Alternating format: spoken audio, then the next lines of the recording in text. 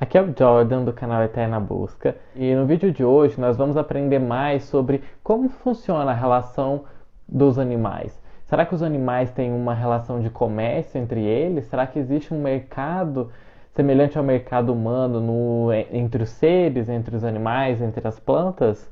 Fique aqui para assistir esse nosso vídeo que nós vamos aprender sobre esse tema agora.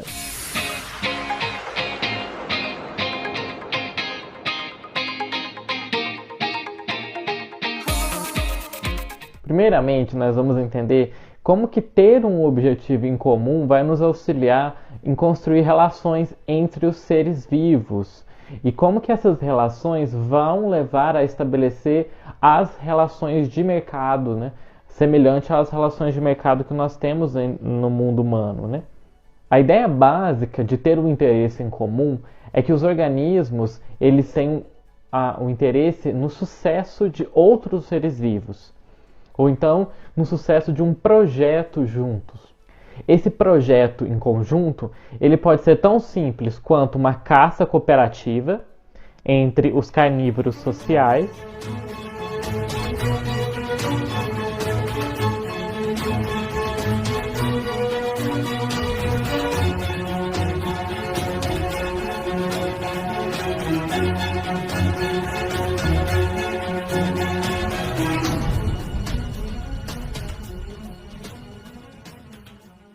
ou então ser tão elaborado quanto a contribuição dos diversos genes ou dos elementos reguladores para fazer desenvolver um organismo multicelular. Esse interesse comum ele vai envolver diversos benefícios e também investimentos nos subprodutos, ou seja, em coisas que vão acontecer por causa dessas relações, né? E isso vai trazer uma perspectiva nova, né, alternativa para a cooperação dos organismos.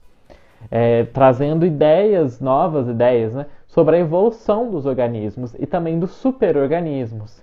Uma circunstância geral que contribui muito para esse interesse comum é se os parceiros dessa relação permanecerão juntos no futuro. Talvez isso ocorra justamente por conta dos custos que estão associados a uma mudança de parceiro. Lê-se aqui parceiro, não parceiro no sentido sexual, mas parceiro de uma relação, né? Essa relação, né, de permanecer junto, ela vai resultar em uma fidelidade dessa parceria, né?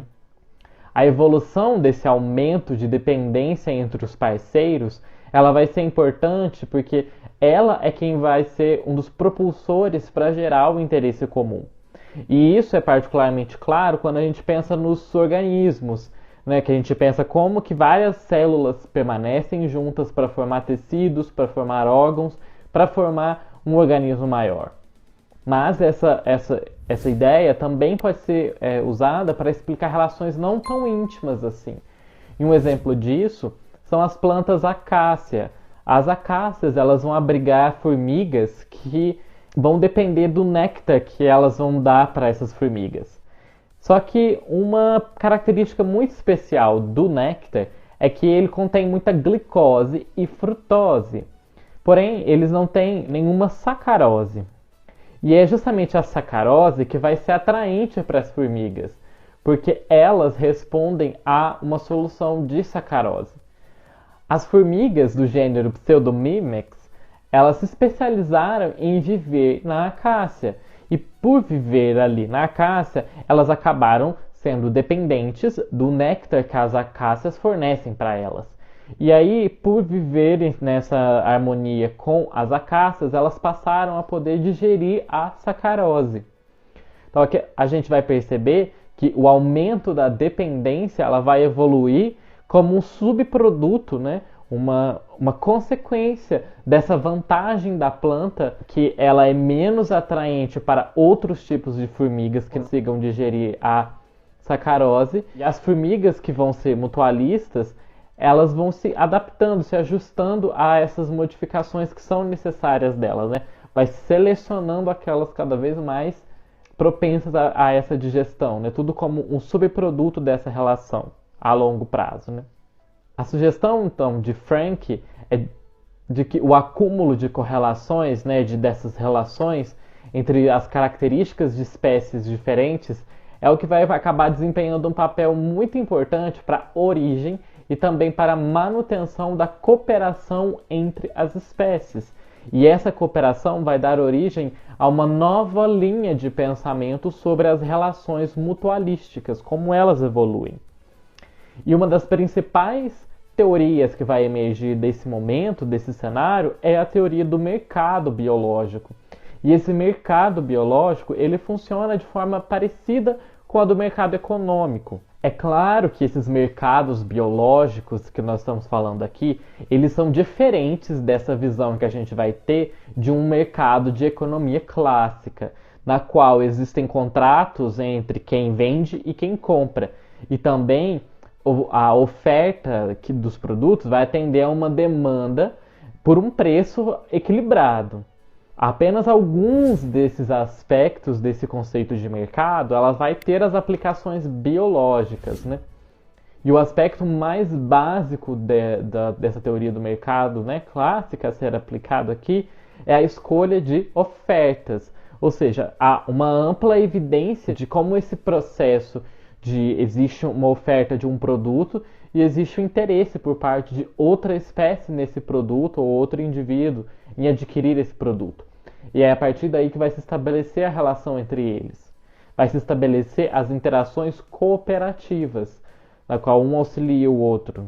Tal como nesses mercados humanos, então a taxa do câmbio das mercadorias, né, a taxa de troca entre as mercadorias, nos mercados biológicos, ela também vai ser determinada pela lei da oferta e da demanda.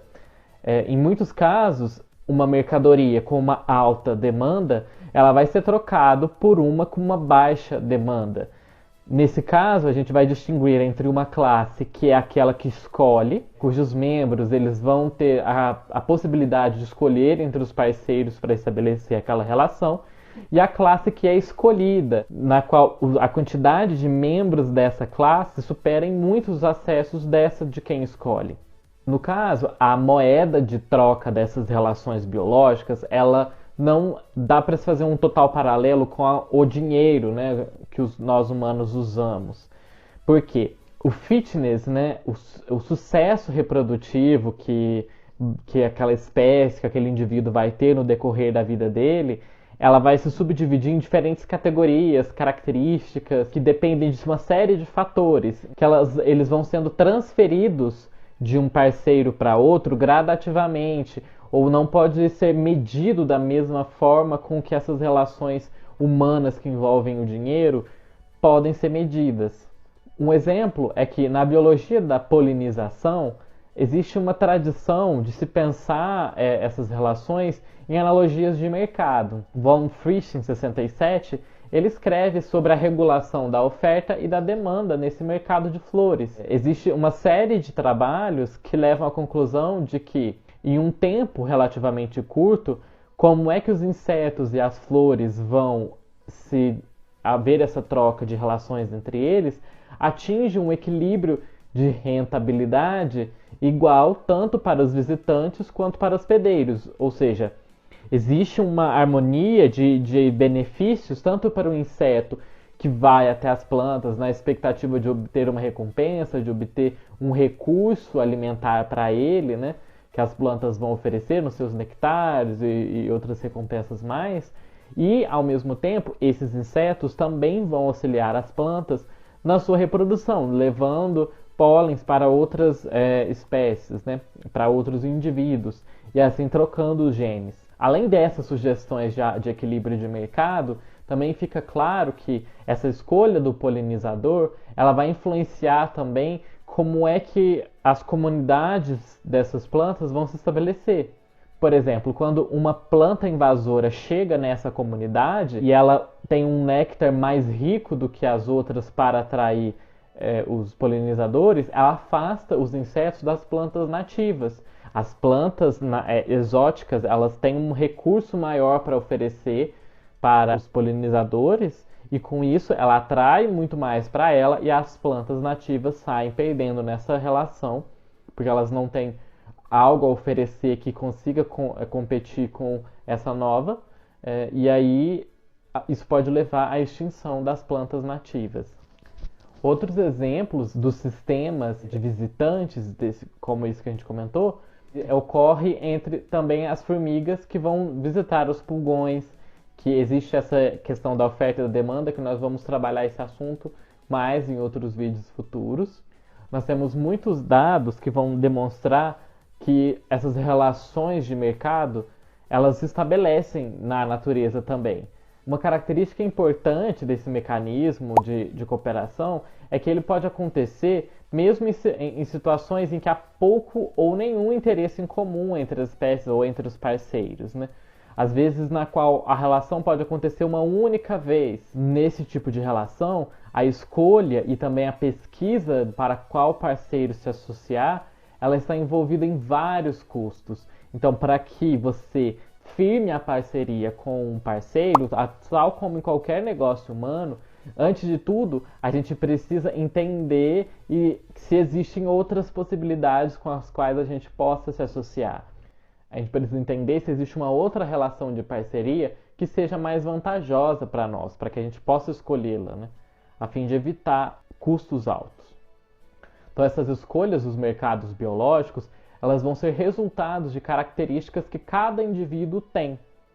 E para entender esses detalhes dessas interações, a gente precisa entender os efeitos que essas características impõem. Um exemplo disso é que o forrageamento social dos insetos, que é, né, procurar comida, procurar alimento, isso exerce forte influência na biologia da polinização, em como é que os insetos vão polinizar as flores. E também isso interfere nas características mutualísticas entre as formigas e os seus trofobiontes, né? Os seus parceiros, como algumas lagartas, pulgões. Um exemplo desse tipo de associação é as que ocorrem entre as lagartas de borboletas licenoide e as formigas. Essas relações elas vão ser baseadas na recompensa nutricional que as lagartas dos licenídeos vão oferecer para as formigas em troca de proteção delas. Então, algumas espécies de licenídeos, dessas borboletinhas, elas ocorrem em grupos de lagartinhas. E esses grupos comumente vão se associar às formigas. Então, Pierce, né, e os colaboradores sugeriram que essa vida em grupo das lagartinhas vai permitir, de alguma maneira, que elas aumentem a sua proteção das formigas, ao mesmo tempo que elas diminuem o custo que elas têm que oferecer para as formigas em troca. Em uma série de experimentos que foram feitos, os pesquisadores demonstraram que as lagartas de licenídeos, da espécie Jaumenus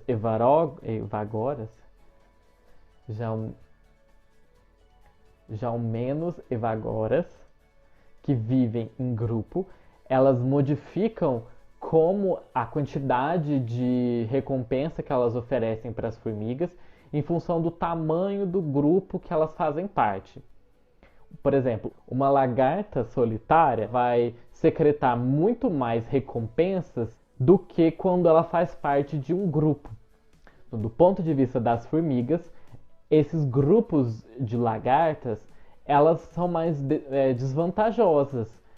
Mas o comportamento das formigas de forragear e de cuidar das lagartas vai fazer com que essas formigas tenham sempre acesso aos grupos de lagartas, o que é positivo também para as lagartas.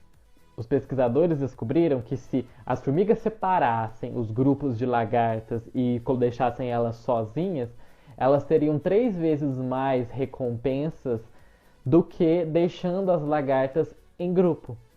Mas as formigas não fazem isso, deixam as lagartas em grupinhos. E o estudo também indica que as lagartas elas não vão competir quando elas estão dentro de um grupo de lagartas pelo atendimento das formigas, né? Pela proteção das formigas.